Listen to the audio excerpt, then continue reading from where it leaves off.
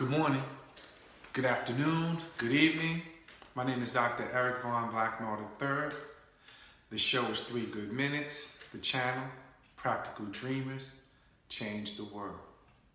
Today I'm going to be focusing on my First Friday topic, which is always based on something that comes out of my head, dear to my heart, or out of the headlines.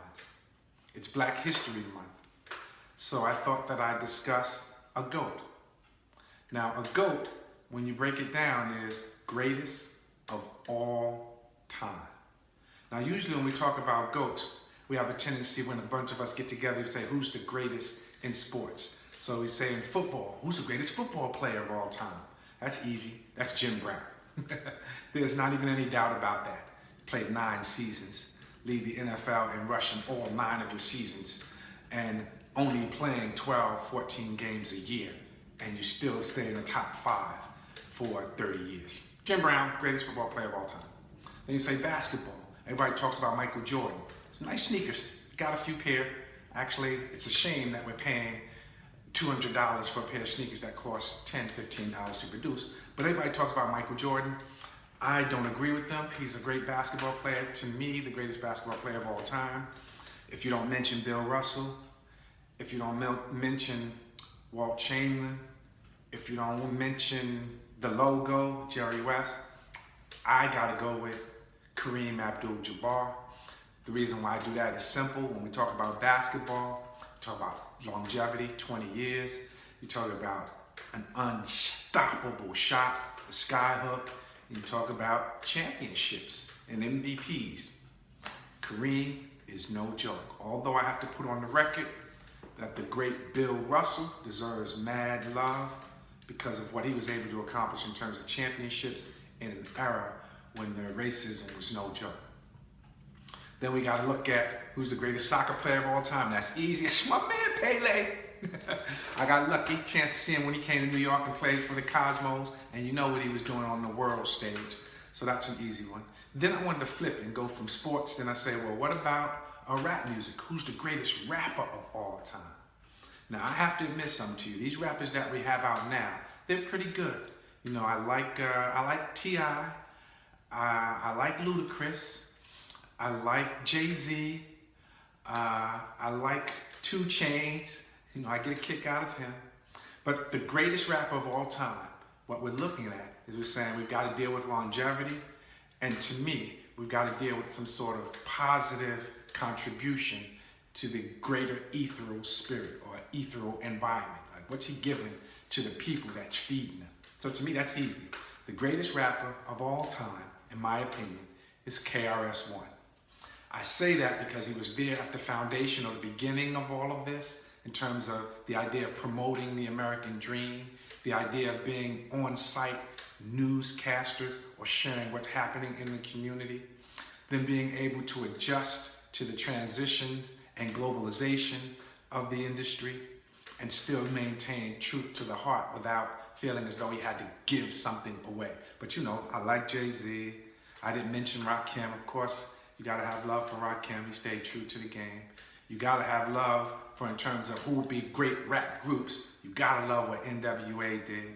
But the Funky 4 plus 1 more, Cold Crush Brothers have to be recognized. And these are some of the people that you can Google to find out what it is that they're doing. And then I wanted to expand it beyond sports and beyond musicians. And I had to mention entertainers, and of course you got to talk about Michael Jackson. But if you don't mention Sammy Davis Jr., you've also robbed yourself of understanding the greatness of his contributions and Lena Horne's contributions as well. Of course, Josephine Baker. We've got to say thank you for all the things that she was willing to contribute. Then, so we go from sports, and then we deal with entertainment, and then we deal with the music industry. What I've never heard, though, is who's the greatest civil rights leaders of all time. Now, that's an interesting one, because I know exactly what jumped into your head. You said, that's easy, that's Martin Luther King. I'm like, if you don't say Dr. King, that means you're not listening to the proliferation of information that's being shared during Black History Month. So thank you for recognizing the great Dr. King, especially if you read any of his books, because you know Dr. King put about 8 books out there, if I'm correct on that number. I really liked Why We Can't Wait. I thought that he put something in there that touched me in a way that was amazing.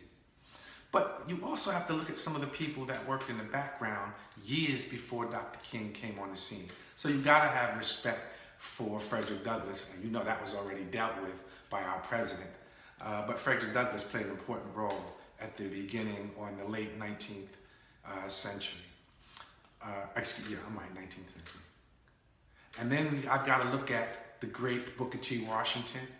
Tuskegee Institute is still here, or Tuskegee University, that's still here. Look at what Booker T. Washington had to say. But for me, the greatest civil rights icon, or the GOAT, is Asa Philip Randolph. Now, I like Asa Philip Randolph for multiple reasons. First, he never got paid. Okay. Look at a lot of our civil rights icons, and they ended up getting ambassadorships, they ended up getting businesses, they ended up getting elected positions, and there's nothing wrong with that.